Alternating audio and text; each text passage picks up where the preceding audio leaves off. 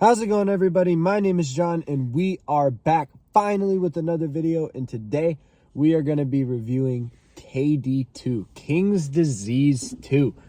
King's Disease 2.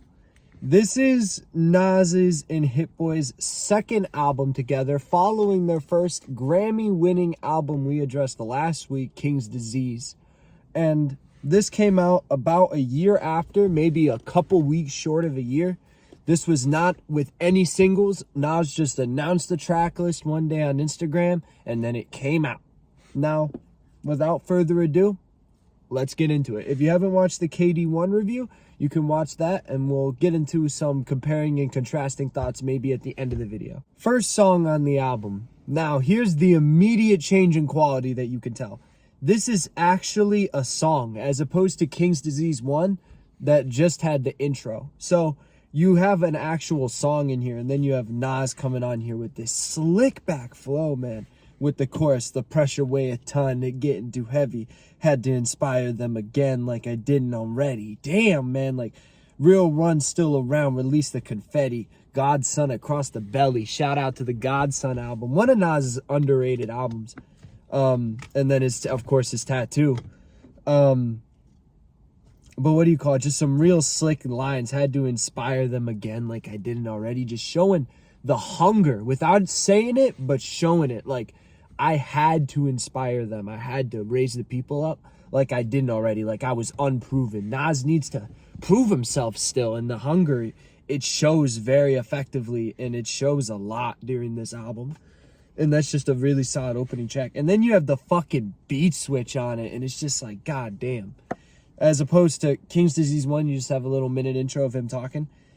On KD2, you have a fucking full 3.5 minute song with a beat switch. I'm about to cough. Moving on to the next song, we have Death Row East. Nas said that this song was like the Blue Benz of KD2. So maybe we're looking at another introspective, talking about the past kind of banger for KD3, and that would be sick. Nas just released the track list like today. So if you guys want to check that out, that's on Instagram. I haven't really looked it over enough to tell you what all the songs are. Somebody's getting home. Sorry about that, guys. That person did end up actually talking to me. So anyway, as I was saying, Death Row East is a solid fucking banger song with a great beat by Hit Boy. And let's get into the lyrics now. The song is about basically the story of Pac in Vegas in 1996. The encounter that they had that you've probably seen a YouTube short of Snoop Dogg talk about. And he talks about with this run-in with Suge. Some more quotables from the song. Jungle told Pac it was on. The story of Pac in Vegas in 1996, of course, was very well addressed in the song. He had a quotable line where he was like, "There's one rumor I'd like to address. Pac was never set up by Stretch. Let it rest," he said. And that was actually something I heard about in a Tupac song. Not in a Tupac song, but from a Tupac fan about Stretch when Tupac dissed Stretch. So there was just some interesting things that I only would have heard of because of the fact that I was listening to the Tupac song. So it's interesting that Nas addresses those rumors for the diehard Tupac fans and the diehard, hip-hop fans to delve into it. At the end of the Nas song, there is a moment of silence that is declared for Pac. And it's from a Nas concert in like 1999, or not 1999, I'm stupid. From 1996 when Pac was announced dead. It was from a Nas concert when they found out while they were live on stage, and they stopped the concert and talked about it for a minute and had a moment of silence. But anyway, so the next song after the moment of silence is 40 Side. And man, after the moment of silence, it comes in with this really eerie production. And all of a sudden you start to hear the beat and you hear OG Talk, Project Hoss, 40 Side, where brothers seen it all. Okay. Or I don't remember exactly what the lyrics are. Or no, it's like for real. That's the ad lib. And it's just like a QB trap song. You're like, what is Nas doing this? And you can see my reaction to it from the original 40 Side reaction video. And it's just very interesting, but it's one of Nas's best songs. He goes so hard with the flow. He switches it up a lot. There's some beat inflections and changes throughout the song as well. There's a really good quotable where he says, you can't just talk about the plan, you gotta put it in action. Ain't no pity party for yourself, you gotta rise up for your wealth. Can't spend all that time in your feelings, time to sympathize with yourself. Like, damn, can't spend all that time in your feelings trying to sympathize with yourself. Damn, that's for anyone who's ever been unmotivated to do anything, it's your time to get up. That's what Nas is telling you, and that's what we need to do. One more line I would like to talk about on 40 side. When you've been in it this long, it's going to look like it's magic. Only island that my people knew were Rikers and Staten. Rikers, the prison, and Staten Island in New York. That's a cold line. The next song, we have the EPMD 2. The EPMD remix with EPMD and Eminem. It is better than the first one. Let's just get that out the way now.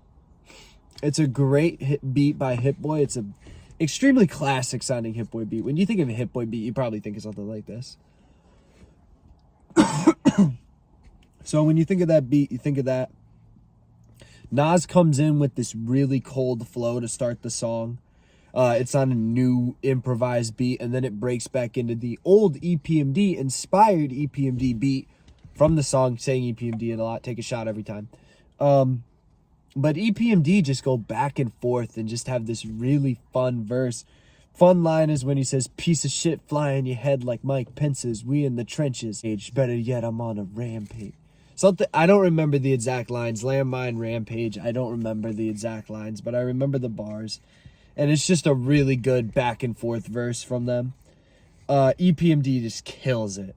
New, what do you call it? You have, Nas comes on with his verse, then with the old beat. Sounding different, though, doing a completely different flow. Saying tied him from AZ to Dave East, which was a good little bar. And then you have Eminem, my old favorite rapper back in the day when I used to be a little dumb Detroit boy. Eminem almost does too much on the song.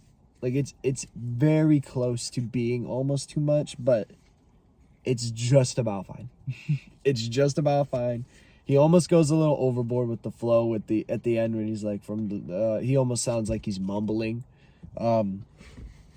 But it is a good song, and Eminem does do his part, and yeah. Moving on, though, we have, in my opinion, probably the best Nas song from the new run. It is Rare. And this is actually the most played song in my phone from any Nas song. And man, it's so easy to see why. The variety on this song, man. Let's get into it. First, Nas goes on this flow where he's, I'm in rare form. Brother speaking down on my name like I wasn't there for him. Talking about back in the days. This isn't back in the days. And just, man, for the person to have the greatest rap album of all time to say, talking about back in the days, this isn't back in the days. He doesn't need to talk about his past. Having the greatest Nas or greatest hip-hop album of all time, he doesn't need to talk about his past. But yet, he's criticizing other people for doing it. And putting that much stock into the now makes your flow sound even 10 times harder. And it just comes across that way. It comes across so hungry. Nas has another good line on here where he says, they want me back in my ways. Chip tooth in the fade. When Nas had the chip tooth and he was rocking the fade, which is how he looks on the album cover. So you have that little connection. This was also the single for the album, so it makes perfect sense. He has another real good quotable on here where he says, Jimmy, the first time he's seen a guitar, and he shouts out Lemmy from Motorhead, who passed away a few years back. Rip Lemmy from Motorhead. And rip Jimi Hendrix as well. But Jimi Hendrix, of course, being one of the greatest guitarists of all time. Just so many great quotables. I apologize. There's definitely something in my throat. Then Nas eventually switches to the flow. He goes, my Mets hat onto the back. Y'all don't even know where we gone with the stats. Hall of Fame only, kings and queens only. Just so many quotables, man. And then you have the beat switch. And after Nas fucks around, just kills that beat for about maybe 30 to 45 seconds, you have the second beat switch that comes in. And it comes in only after you hear in the second beat, you hear press one button, it'll change the world around you. And then a beat gets added where it's almost like a clapping noise gets added to it, and it builds up even more until you get to the "we've been doing gangsta shit for a long time. Look inside my mind, see a gold mine. I'm my own cosign." She texting the old line, "Comprende," and it's just like, yup, understood, comprende, and it's just like, wow. I'm surprised that shows to anybody that Nas was like 46, 47 making that. Anyone can do it at that. You know, these artists that are falling off, they don't have to fall off. You just have to switch it up. You just have to find a new lane, but also keep the same lane at the same time. It's incredible what Nas has been able to do with the run. And Rare is him in rare form. It might be the pinnacle. We'll see. If you're going off of a mountain, KD1 is here. We'll see if it goes in like, you know, a little type of motion with KD3 coming out in a couple days. But the hopes are high. I think KD3 might be, you know, even higher up on the mountain. So we'll see what happens. The next song, and I'm going to get maybe a little bit of hate for this, is YKTV. I love this song.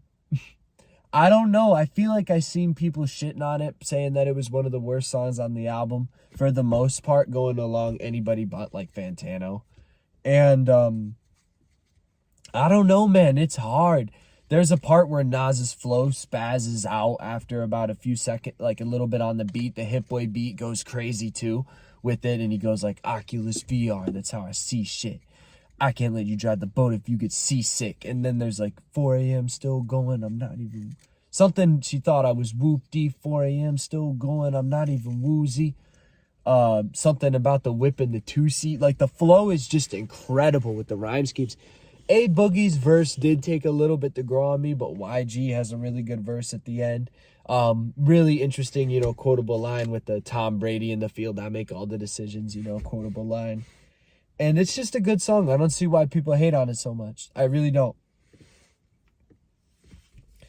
This next song you have is Store Run, and this is prime Nas in the new era right now with the modern Hit Boy beat. Hit Boy is really a big part of this. Like anyone who's not giving Hit Boy the credit needs to give Hit Boy the credit. He's a huge part of this album production and what has happened with Nas in the past like couple years. You can almost 100%, not 100%. Obviously, Nas gets 100% of the credit himself. But if it wasn't for these Hit Boy beats, you don't have these albums the way they are. You don't have King's Disease. And with that, it's just amazing. He said it best on Magic, which we'll get into eventually in another video. And he says, you know, making hits with Hit Boy, all I got to do is hit record. So Hit Boy comes in with this great beat for a Nas flashback song. As you peek through his past, there's an interesting line where he goes, you know, you peek through the blinds, you knew it was curtains. And in the Store Run reaction video, I said that, you know, I was like, what does that mean? I know what it means now. It means that, you know, you look outside and you knew it was curtains. You knew it was over. The curtains are closing. I got corrected on this so many times in the comments. I pinned one at the top that corrected. I still got corrected. Sorry, a little bit bitter about that stuff. But anyway, he has some really good quotables on here. Just flexing but not flexing. He has a really interesting or a really good line where he talks about being compared to Mick Jagger and Bono, which is just hard. The next song following that is Moments, where he has these great quotables all spread out throughout the chorus. This is moments you can't relive, like your first time getting a crib, your first time, you know, losing your virginity, your first time catching a swim. And these are all moments that, you know, at least I remember, you know what I mean? They're just relatable concepts. And I remember when it came out, I was in my first apartment for the first time with my roommate. And since then, I've lost that apartment. So it's just, you know, looking back on it is moments you can't relive, and the time flies.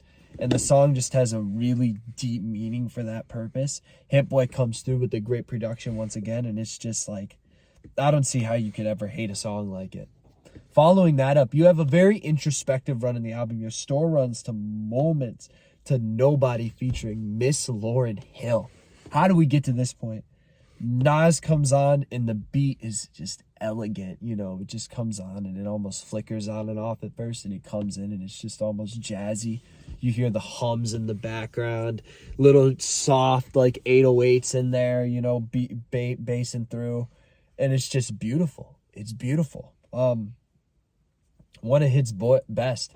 Nas has a fucking line on here where he says, "You can't be my age DMing," and I'm like, what was that on All Bad then? Where you were like, "Oh, I leave her a message and she leave me on red," or whatever the fuck he said.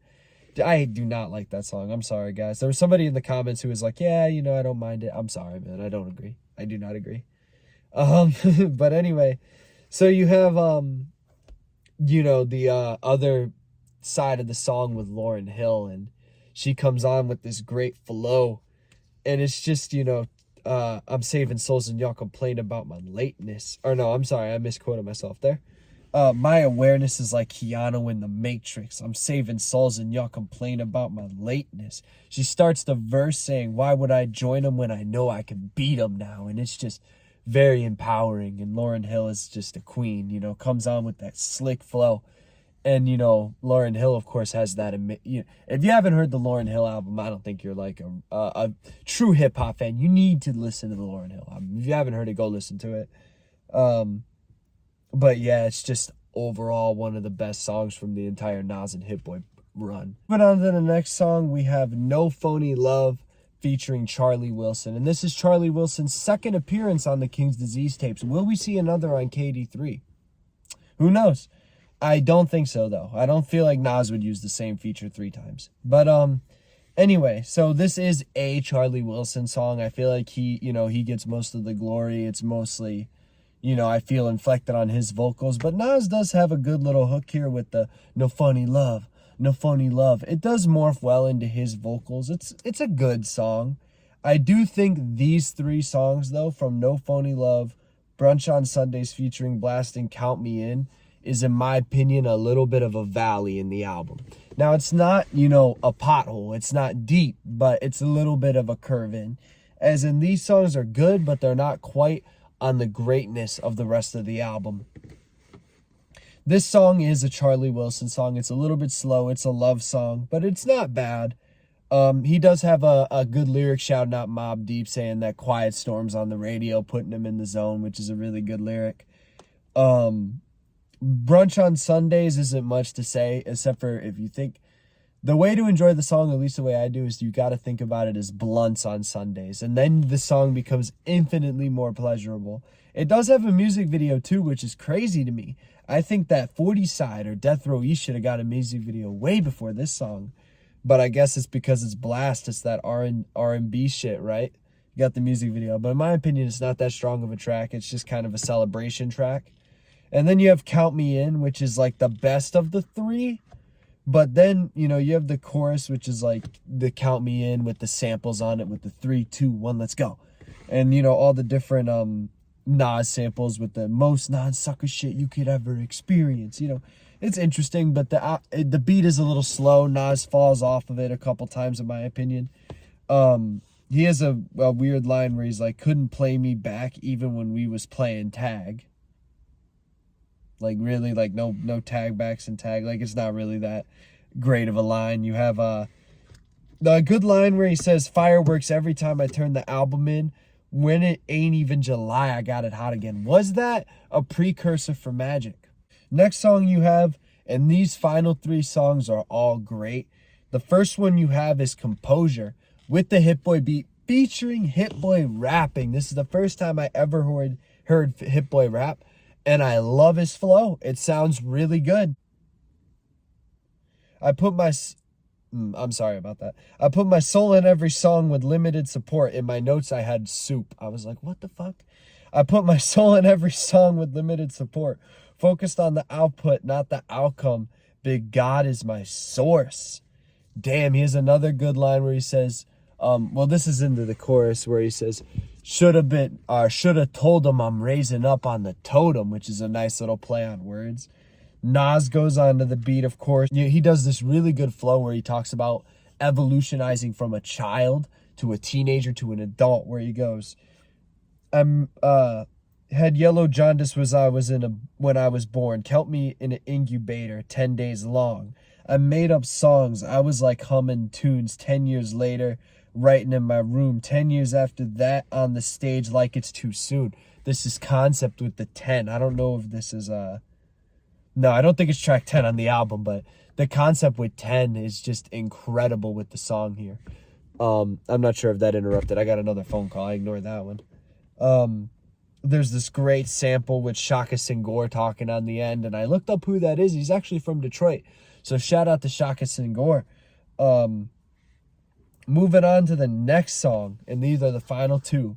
You have My Bible, which is a great fucking Hit Boy beat. One of his best from the album.